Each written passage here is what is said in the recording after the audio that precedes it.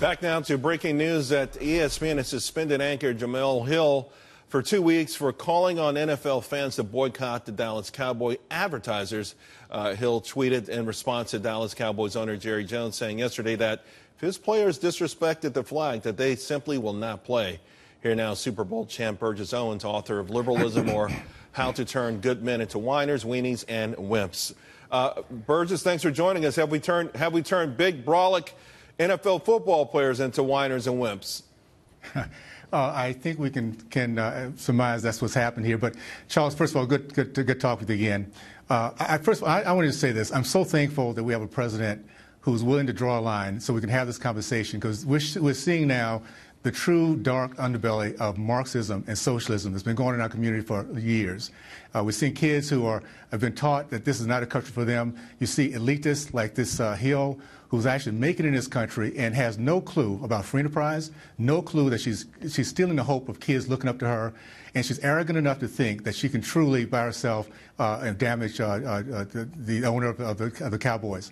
If I can say one thing we need to be doing right now, the real conversation should be, if I played with two great quarterbacks, Jim Plunkett and Joe Namath, great quarterback, most valuable players, but they both had to understand that when they could not produce, they retired. We are electing elitists. We're electing the Black Caucus, all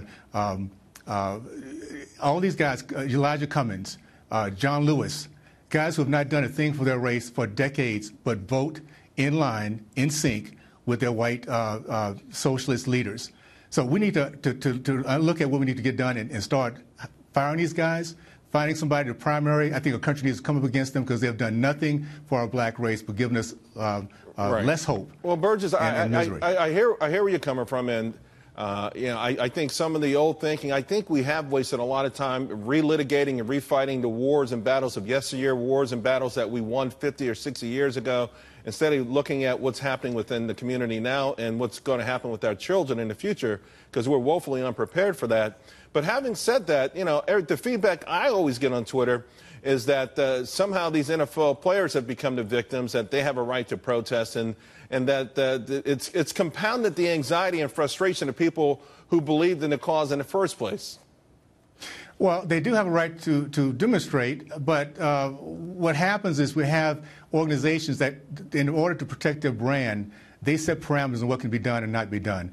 I think if Hill is a good example, she's just been suspended. Well, she's against this idea. She should go out and demonstrate against her company, ESPN, and find out what happens.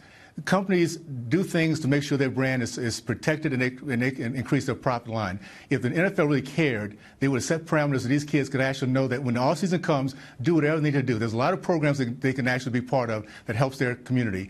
Standing against our flag steals the hope of the generation coming behind them. The worst thing they can do. It's amazing to me because if it was thought out better, I think they could have actually had the fans on their side rather than alienating so much of them and almost on a daily basis compounding that.